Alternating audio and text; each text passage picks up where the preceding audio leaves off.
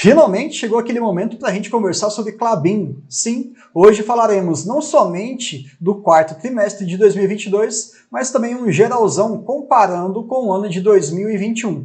Ao longo do vídeo vou trazer para vocês algumas informações e sim, meus caros, teremos distribuição de dividendos agora em fevereiro de 2023.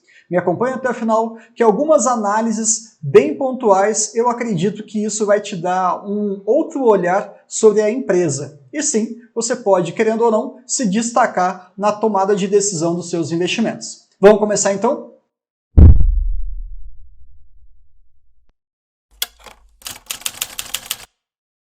Um compromisso que eu faço com vocês logo de cara é que nós vamos hoje fazer uma pequena análise de várias planilhas e tabelas e eu vou ensinar um jeito rápido de você interpretar aquilo e caso você tenha alguma dúvida, aí sim você se desdobra em cima daquele extenso relatório que todas as empresas divulgam a cada trimestre. Aquela leitura simples, porém nada negligente. A gente sim vai ter uma fotografia muito interessante de como é que a empresa está naquele momento. Mas vamos falar aqui dos principais destaques de Klabin. Primeira coisa é a receita líquida que chegou aí aos seus 5 bilhões de reais, um aumento em relação ao quarto trimestre de 2022, pensando lá no quarto trimestre de 2021, um crescimento de 11%. O fluxo de caixa livre ajustado yield, e esse vai ser um aspecto que eu vou abordar lá no final. Só os fortes que me acompanharem vão entender o porquê que esse é um grande ouro de Klabin. E sem dúvida nenhuma, outra variável que faz toda a diferença é o ROIC, mas sim, ficará lá para o final. Endividamento sempre é importante a gente conversar, principalmente em empresas de capital intensivo, e é claro, nesse contexto de taxas de juros elevadas no nosso país. A boa notícia que eu já falo é que o endividamento está muito bem controlado, obrigado. E também falaremos um pouquinho aqui sobre o projeto Puma 2, que está avançando de uma maneira muito rápida, eu estou gostando, estou acompanhando desde o início, a parte da máquina MP27, né, a máquina de papel 27, já está aí atingindo a sua capacidade quase máxima, e a MP28 vai começar a sua atividade no segundo trimestre desse ano, de 2023. E todo investidor de Klabin tem que saber o que é EBITDA. Tá? A gente vai falar sobre isso mais para frente e tivemos sim um valor muito bacana de 1,9 bilhão de reais e lembrando que o nosso dividendo vem em função disso e não através do lucro como a grande maioria das empresas. Sim, Klabin ela é muito específica, mas nem por isso eu acho que vale a pena deixar ela de lado não. Me acompanha que você vai gostar. Então, seguindo aquele nosso compromisso, aquela leitura mais dinâmica. O que é mais importante nesse monte de número aqui? É comparar 2022 com 2021. A variação, geralmente representada por esse triângulo aqui, esse símbolo, nós tivemos em investimento um crescimento de 50%, o endividamento se alterou em apenas 1%, ou praticamente ficou estável, e aqui já começa um ponto bacana. Olhe que o volume de vendas apenas oscilou 1%, ou seja, venderam em termos de volume a mesma coisa, de um ano para o outro. Mas a receita, ela aumentou 22%. Provavelmente é porque o valor agregado desses produtos foi maior. Você vende a mesma quantidade, mas tem uma receita maior. Está vendendo um produto mais caro. Maravilha. E o EBITDA, que a gente já conversou aqui, ele é a mãe da nossa remuneração enquanto acionista. Esteve aí com um crescimento de 15%. Maravilha! Percebeu que eu nem falei aqui de lucro? Sim, eu vou deixar isso aqui bem quietinho, porque nem a própria empresa trabalha tanto ou foca tanto nisso. Porque a própria Klabin entende que o importante é a geração de caixa. E esse lucro ele tem uma oscilação muito grande em função daquela cotação do dólar e do real. Entre outras variáveis também, o quanto que é exportado ou não. Mas foquem sempre nos pontos mais importantes. Vamos falar aqui da produção de celulose e papéis. Leitura rápida e dinâmica. Aqui, última linha, última coluna. O volume total de produção foi de um aumento de 3%, com um pequeno destaque aqui para a questão de papéis, principalmente em função da MP27. Sim, ela começou a atingir quase a sua capacidade total. Lembrando aqui, resumidamente, que o projeto Puma 2 ele é feito por duas grandes máquinas, a MP27 e a MP28. Tranquilo? mas nós tivemos no comparativo do terceiro trimestre com o quarto de 2022 uma queda na celulose, principalmente em relação a uma parada lá da máquina em Ortigueira, que faz parte do projeto Puma 1, que já foi finalizado, já está em andamento há muito tempo e tudo mais, mas foi uma pequena paralisação, e também a parte de papéis, que nós tivemos uma manutenção já muito bem programada e anunciada com muito tempo de antecedência da unidade de Otacílio Costa. E já que a gente está falando sobre essas paradas de manutenção, percebam que, em termos gerais, por conta estratégica ali de manter as suas máquinas todas revisadas, mantendo o seu potencial de produção sempre próximo do limite ou caminhando cada vez mais num ponto de vista crescente, essas revisões são fundamentais. Então nada foi tão comprometido assim em termos de volume. Então, conforme anunciado por eles mesmos, lá em 2022, tivemos a parada de Ortigueira em fevereiro, Correia Pinto em janeiro, em abril Monte Alegre e agora em outubro Otacílio Costa. Sem problema nenhum. Agora presta atenção, onde está Otacílio Costa na programação de 2023? Não existe. Por quê? Quando você começa a ler alguns detalhes do balanço de Klabin, você percebe que essa parada ela ocorre praticamente ano sim, ano não. Na verdade é a cada 15 meses. Então nós não teremos algum balanço sendo depreciado, ou melhor dizendo, sendo prejudicado por conta de uma manutenção da unidade de Otacílio Costa, o que no meu ponto de vista é muito bacana. Nesse aspecto, apenas nessa visão, é interessante você comparar sempre anos ímpares, porque provavelmente você vai cair quando você tem menos paradas das suas unidades fabris. Deu para entender? Comparar 21 com 23, porque ali nós tivemos a mesma quantidade de paradas de máquinas. Já que a gente falou sobre o volume produzido, vamos falar agora do volume vendido. Última linha, última coluna, praticamente não mudou nada. Mas tivemos um destaque aqui na parte de papéis, principalmente por conta do incremento da MP27, fazendo ali a questão do Eucaliner. Agora, uma redução na parte de embalagens, que nós tivemos aí trimestre a trimestre, o quarto com o terceiro de 2022 em 11%, e no ano uma redução de 8% no total, né, comparando 21 com 22. Mas entendam aqui que é algo fundamental. Diminuímos a quantidade... Diminuímos, né? Bom, eu faço parte da empresa de uma maneira indireta, então vou falar assim. Diminuímos a nossa venda em termos de volume, mas melhoramos o nosso produto agregado final. Diminuímos a quantidade de produtos vendidos para o segmento de cimento, a embalagem de cimento ela é mais simples, mais rústica, e aumentamos a nossa participação em sacos de farinha, de café também, que tem um valor maior. Logo, diminuiu o volume, mas aumentou o valor agregado por unidade, o que é bom. Já falamos então em termos de volume de produção e de venda, agora vamos falar sobre a receita líquida, né? Nós queremos saber de dinheiro. Última linha, última coluna, e vocês vão cansar, porque hoje eu quero que vocês entendam a maneira simples e rápida de ler essas tabelas. Receita líquida total, ano a ano, cresceu 22%. Maravilhoso. Agora você olha assim, poxa, Bruno, menos 30%? Do que foi isso? De madeira. Você deve ficar preocupado? Não. Começa a ter um pouquinho mais de refinamento na sua abordagem. Olha só, celulose, 1,8 bilhão. Papel, 1,5 bilhão. E embalagem, 1,5 bilhão. E madeira, 44 milhões. Pô, irrisório, né? É algo completamente irrelevante no nosso cálculo aqui de receita líquida.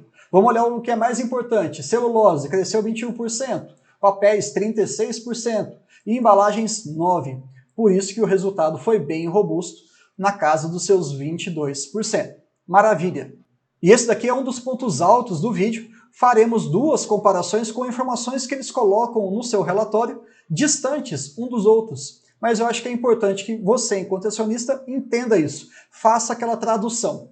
Olha só, o volume de vendas e a receita líquida, olhando a ótica de mercado interno e externo. Então, mercado interno vai ser com o roxinho e mercado externo a parte clara. Nós tivemos, de uma maneira global, uma diminuição do volume, mas tivemos um aumento da sua receita líquida. Estamos vendendo produtos mais caros. Maravilhoso! Praticamente está de uma maneira bem equilibrada a nossa exposição ao mercado interno e externo na parte de volume de vendas e também na relação aqui de receita. É claro que nós tivemos uma preponderância nos dois cenários para um aumento do mercado interno.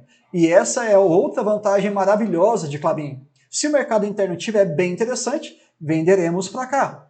Se o mercado externo estiver melhor, venderemos para lá. Dessa forma, Klabin tem uma previsibilidade, uma diminuição das suas oscilações de resultados muito mais segura, porque ela consegue ficar diversificada. Além, é claro, porque toda empresa exportadora, né, recebe em dólares. A gente sabe que, historicamente, o dólar ele valoriza muito em relação ao real. Então, isso é bom. Faremos aqui outra comparação, agora uma segmentação pelos produtos. Tudo bem?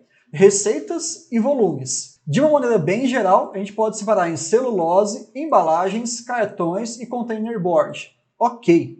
Não mudou muito na questão de volume e também de receita. E mais uma vez, isso é um grande diferencial. Como você tem vários produtos, você atende diferentes tipos de clientes e se algum segmento estiver sofrendo um pouco mais, você consegue focar no outro que está sendo mais rentável. Esse mix ele é muito saudável pensando na perenidade e na previsibilidade do negócio. Eu, sinceramente, gostaria de pedir para vocês um grande favor. E isso vai fazer diferença muito para mim e para o Mike, que é o editor do nosso canal. Toda vez que vocês dão um like ou vocês compartilham um vídeo, isso faz uma diferença muito grande para a gente. E não é bobagem, não é da boca para fora. Fazer esse tipo de conteúdo e sair daquela análise bem rasa de leitura de dados que estão num PDF, demanda tempo, muito esforço e paciência, várias vezes gravando, corrigindo erros, buscando informações em outros dados, em outras fontes confiáveis, enfim. Então, se você está vendo valor nesse tipo de conteúdo, eu peço para você que você deixe o like ou compartilhe, e a melhor hipótese de todas, qual que seria? Se inscrever no nosso canal. Mais de 70% das pessoas que assistem o nosso canal não são inscritos ainda. Então, é só apertar o botãozinho, mas vamos seguir aqui em frente. Falamos sobre vários aspectos, mas tem uma métrica muito bacana que se chama custo caixa. E nesse caso, a gente vai falar do custo caixa celulose. O que é isso? É uma métrica, tá? Ela não representa necessariamente aquele custo de caixa de celulose. Esse termo ele é apenas simbólico. O que eles fazem? Eles vão pegar os custos de produção dos produtos de fibra curta, fibra longa e o fluff e vão dividir em relação ao volume de produção de celulose. Que conta maluca que é essa? É uma métrica para você comparar com os seus pares internacionais ou até aqui regionais do nosso país. E é claro, né, que quando você tem um custo caixa muito baixo, você tem uma margem para negociar com seus clientes maior. Aquele que tem um custo caixa muito elevado, necessariamente ele vai ter um poder de barganha bem menor. Então, é um diferencial de Klabin também, um dos menores custos caixas que nós temos no mundo, não apenas no Brasil ou na América Latina. Em 2021, tivemos ali um custo caixa na casa de 894 por tonelada, R$ 894 por tonelada. E, infelizmente, isso subiu para 1,3 por tonelada. Ficou bem mais caro. Em termos de dólares, que é a comparação que a gente vai utilizar internacionalmente, saiu de 166 e foi para 257. Dependendo da comparação que você faz, nós tivemos aí um aumento de 54%.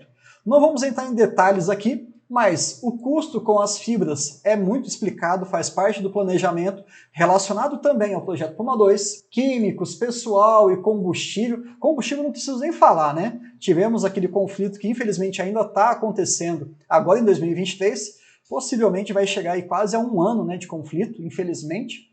E ali em 2021 não tínhamos esse cenário de guerra que acaba pressionando muito os preços de vários produtos, inclusive aí combustível.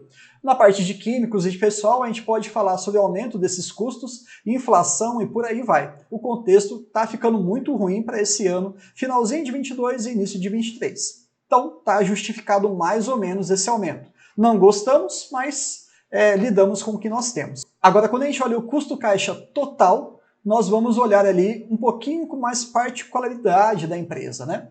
O custo caixa por tonelada, retirando aí aqueles efeitos de paradas programadas e tudo mais, nós estamos falando aqui de um crescimento de 24%. Toda vez que custo aumenta, a gente não gosta tanto, mas despesas com vendas que teve um aumento aí de 52%, Um dos motivos está relacionado aí à questão de frete. Não tem jeito, se você exporta para o mundo inteiro, frete marítimo ele acaba pesando muito na sua balança, né? E sim, nós tivemos um crescimento muito forte nesse segmento. E as despesas administrativas, elas infelizmente cresceram mais do que a inflação, mas eles explicam isso. É a inflação que acabou pressionando, não teve jeito, mas eles estão investindo forte em pessoal voltado para a parte de tecnologia da informação. Então, está aumentando a sua capacidade ali de desenvolvimento, né, de tecnologia, isso vai aumentar também os seus custos. Não tem problema, desde que isso seja visto como uma forma de investimento saudável. Em termos comparativos aqui dos segmentos do custo caixa total, nós temos de 2021 para 2022 praticamente uma estabilidade em relação aos seus componentes. Pessoal, madeiras, aparas, fretes, químicos, manutenção, outros, combustível, energia elétrica e etc. Está muito bem equilibrado. Eu, particularmente, não vi muita diferença, mas é legal deixar isso aqui bem claro, porque quando isso aí mudar muito, aí chama a nossa atenção. Mas quanto que efetivamente aumentou? Bom, olhando aqui, em relação a reais, teve um aumento de 24%, nós saímos ali de 2.500 lá em 2021, e fomos para 3.111 reais por tonelada. Várias explicações aqui que tiveram o seu aumento, ou poucas reduções, principalmente na parte de aparas, né, e papéis de terceiros, mas o pessoal pressionou, o CPV, né, que é o custo de produto vendido, é uma métrica bem famosa nesse segmento em que a gente está fazendo algumas abordagens mais gerais em relação aos seus custos. Enfim, a gente não precisa entrar em detalhes não. O fato é que teve um aumento em praticamente todas as suas vertentes. Olhando para o EBITDA, e sim, finalmente nós chegaremos naquela parte que interessa a todo acionista. Então, se você investe em Klabin, você precisa saber o que é EBITDA, o que é essa tal de geração de caixa. Última linha, última coluna, tivemos uma estabilidade de 2%, um crescimento muito pequeno ano a ano. Mas o EBITDA ajustado, nós tivemos ali um crescimento de 13%. Maravilhoso, estamos contentes com isso. Tem uma série de valores aqui que eles vão tratar, mas a gente não precisa entrar mais a fundo. E sim, eu não vou dar nenhuma importância aqui para o lucro, embora ele tenha crescido em 38%, esse não é o ponto principal da empresa. Tá? São mais de 100 anos olhando basicamente para o EBITDA e para os seus investimentos. Não tem por que a gente ficar olhando para essa métrica, que ela oscila absurdamente, muito, principalmente por variação cambial, sem contar antes da política de hedging account, que a gente vai citar um pouquinho mais para frente, que só começou a partir de 2021. Então, se você for olhar do ponto de vista histórico, era assim uma volatilidade absurda, mas quem olhava apenas para o EBITDA ficava um pouquinho mais tranquilo. E aqui, já que a gente está falando do ponto de vista histórico, acho que cabe uma lembrança. São 13 anos crescendo ininterruptamente o EBITDA anual. Eu desconheço outras empresas na Bolsa que tenham esse comportamento. É algo que merece os nossos parabéns. Saiu lá no dia 8 de fevereiro um comunicado da Klabin, e esse carequinha aqui, com todo o respeito, tá? O Marcos Ivo é uma pessoa sensacional. Tive o prazer de trocar pequenas palavras com ele lá no evento do Klabin Day, que aconteceu no finalzinho de 2022. Tinha ali, acho que menos de 100 pessoas, talvez, e eu fui sorteado. Né, fiz um bate-volta, BH São Paulo, estive lá presente, encontrei o Barsi, a Luiz e o Felipe Ruiz, mas esse cara aqui me passou uma segurança muito grande daquilo que ele faz, a parte financeira da empresa. Tivemos então uma distribuição anunciada de 345 milhões de reais, vai dar ali para a Unit 31 centavos e para as ações ordinárias e preferenciais algo próximo a 6 centavos. Se você quiser aproveitar esse dividendo, a data limite para você ter é o dia 13/2. E nós receberemos isso no dia 24/2. É maravilhoso, porque eu recebo meu salário lá, ali por volta do dia 20, então vou segurar um pouquinho a mão, vou juntar com os dividendos de Klabin e aí sim vou fazer um aporte só do mês de fevereiro, que provavelmente, né, não sabemos como que o mercado vai se comportar, mas deve ser Klabin sim. Se a gente for dividir 345 pelo EBITDA do trimestre, que foi 1,9 bilhão, nós temos aí algo de 18% de distribuição em função do EBITDA. E essa é a política de dividendos dele, de 15% a 25% do EBITDA do período. Tá tudo certo, tudo tranquilo. Endividamento, não tem jeito, a gente tem que falar dessas empresas porque nós estamos com taxas no nosso país extremamente altas. IGPM, IPCA, Selic, está tudo voando. Indicadores inflacionários, né, como eu citei, e também algumas taxas determinadas pelo nosso governo, como a Selic.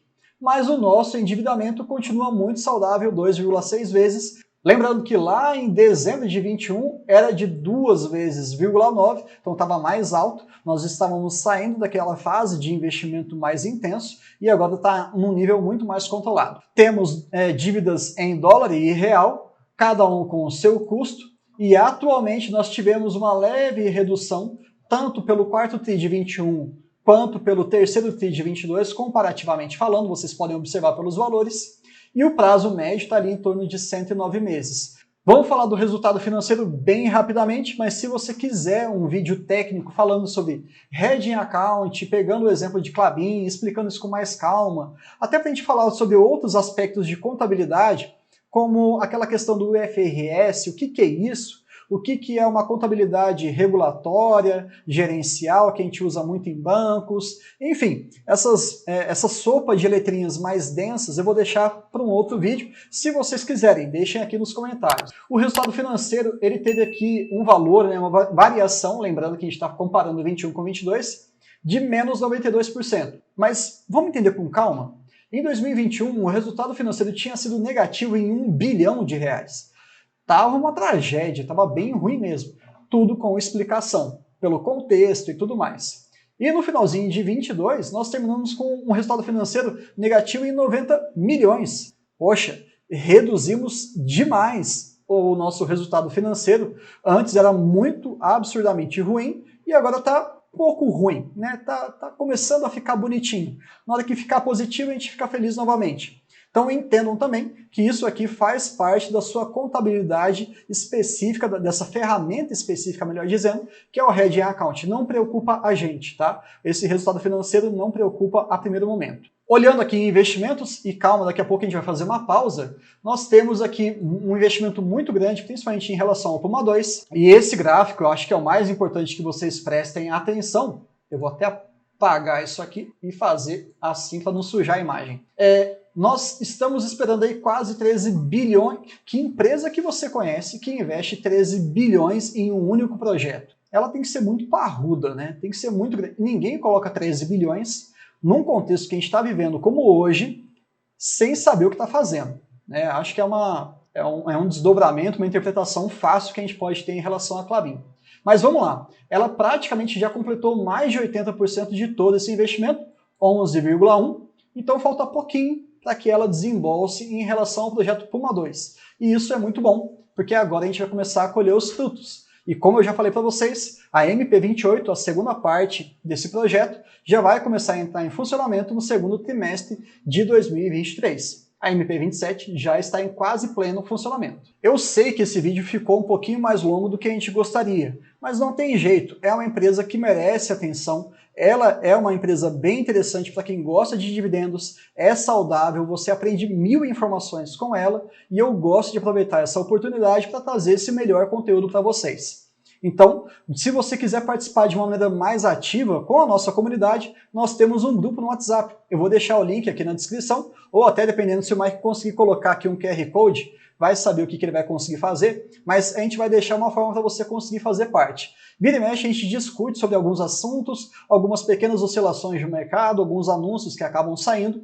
Eu acho muito legal, tá? A interação com vocês é sensacional lá e eu queria agradecer aos mais de 100 integrantes que fazem parte lá da nossa pequena comunidade no WhatsApp. E se você quiser também fazer parte do nosso canal, se inscreva no canal. Tem muita informação bacana, principalmente para você, guerreiro e guerreira que aguentou até esse momento.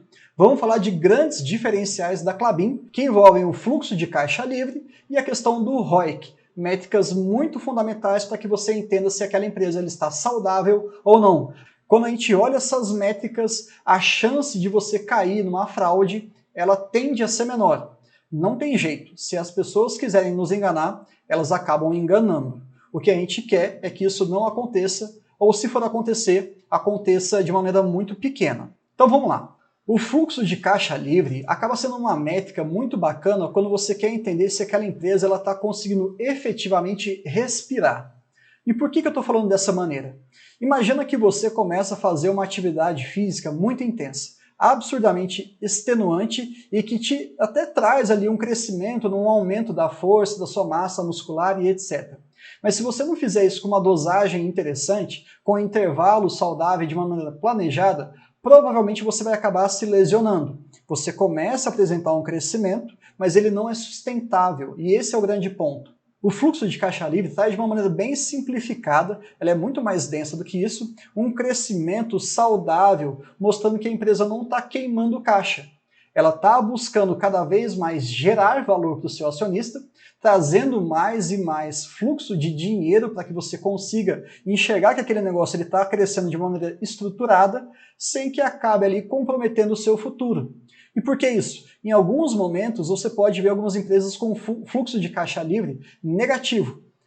Se for pontual, é porque a quantidade de investimento naquele momento está muito alta. Está planejado? Está organizado? Tem um cronograma? Tem um custo bem administrado?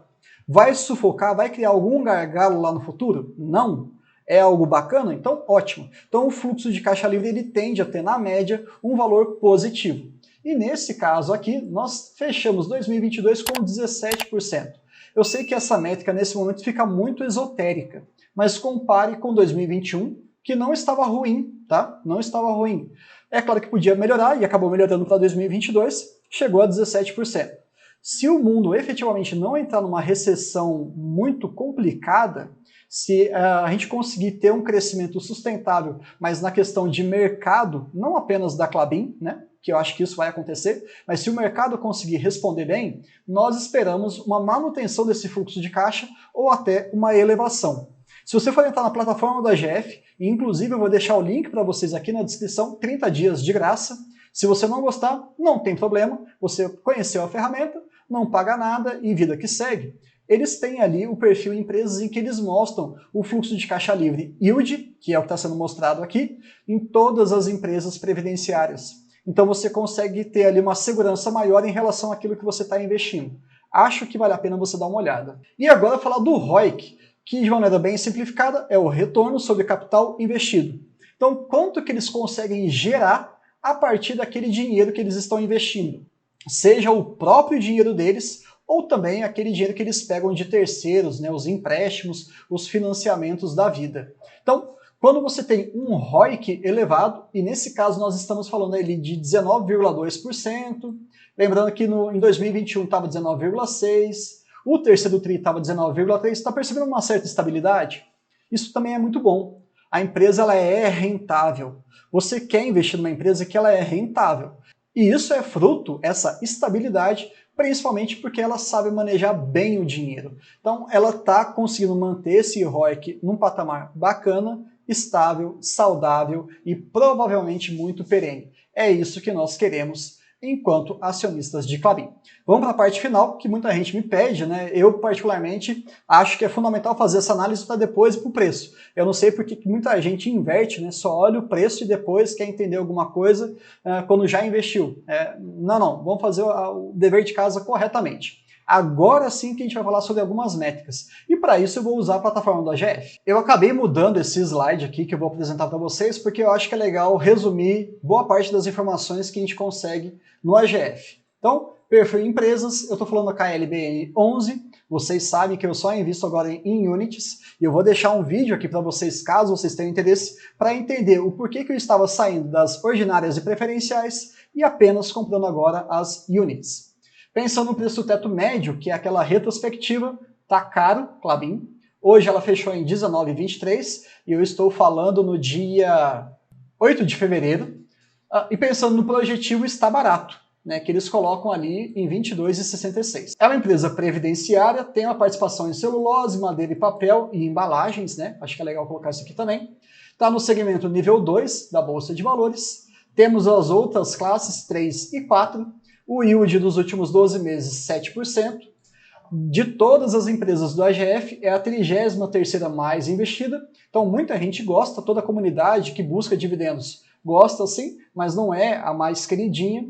Ela anuncia 4 vezes por ano, nos meses de fevereiro, abril, julho e agosto. Geralmente, após a divulgação do seu resultado, ela já solta logo o seu dividendo. Isso é muito bom. E vocês estão percebendo aqui algumas métricas que talvez não sejam tão interessantes, mas a gente precisa entender a temporalidade, qual que é o intervalo que está sendo utilizado e o que significa isso. Mas eu não vou entrar em detalhes. VPA, PVPA, o yield desse período que está bem diferente do anunciado da empresa, no geralzão, mas ainda assim estão positivos. O lucro e distribuições aqui, nesse caso, ele fica muito em função do lucro da empresa, que não é a métrica principal, mas é assim. Para a Klabin especificamente, talvez isso aqui não seja tão útil, agora para todas as outras empresas é fundamental a gente entender, principalmente na questão de payout, que vai utilizar o próprio lucro líquido. E essas métricas elas são um pouquinho mais densas, eu comecei a abordar com vocês aqui, mas em outro momento, se vocês quiserem também, a gente pode explicar detalhadamente cada um deles. Essa questão sobre o PVP, do VPA e tudo mais, são alguns números que podem te enganar muito. Utilizando essa nossa régua aqui, sim, vale a pena você comprar pensando em perspectiva, já que ela está mais barata do que o preço teto projetivo. Se você for olhar para o histórico de Klabin, o preço médio antigo, talvez não seja tão bom. Mas na minha humilde opinião, tá barato, viu? Isso aí é uma visão para minha carteira, tá? Para minha perspectiva. E eu vou colocar até o outro slide para mostrar para vocês. Hoje eu tenho 600 ações e estou buscando ali 13 mil. Sabe-se lá Deus quando é que eu vou completar isso. Acho que vai demorar um cadinho, mas não tem problema. Estou esperando aí R$ 1,36 pelo dividendo por ação projetivo. E também hoje está com uma rentabilidade de 7%. Meu preço médio, vocês sabem aqui, está um pouquinho mais alto, mas caiu abaixo de 20, eu compro. Caiu mais um pouco, eu compro de novo. Caiu para 18, eu compro também. Não tem problema. E esse fluxo aqui de 4 vezes por ano me agrada demais. Eu quero cada vez mais empresas que me paguem com uma certa frequência. E isso vai trazer para mim uma previsibilidade do meu caixa naquele mês. Basicamente é isso, pessoal. Eu juro para vocês que esse vídeo foi feito com muito carinho, muita dedicação, deu um trabalhão. Eu sei também que ele ficou um pouco mais longo do que a gente gostaria, mas eu não gosto de fazer as coisas pela metade. Acho que é fundamental a gente trazer sempre uma informação de qualidade. Várias análises, várias interpretações dos dados aqui, provavelmente você não vai ver em nenhum outro canal. E é isso que eu quero trazer para vocês, essa responsabilidade, essa maturidade nos seus investimentos. Porque se fosse muito simplesmente apenas olhar um número, tá barato, tá caro, vou lá e compro e esqueço, não vai dar certo. Tem um comprometimento aí. Por que poucas pessoas no mundo dos investimentos conseguem ter o seu sucesso? Porque dá trabalho. Não tem jeito, você tem a sua função, eu tenho uma formação médica, o Mike mexe com programação, mas ainda assim a gente produz conteúdo no YouTube. Você não precisa viver do mercado, não é isso. Mas se você quiser ter um bom desempenho, você tem um compromisso com você mesmo. Você vai ter que estudar. Você vai ter que gastar um tempinho aqui para conseguir ter mais responsabilidade, mais poder de decisão e argumento nos seus aportes, nos seus investimentos.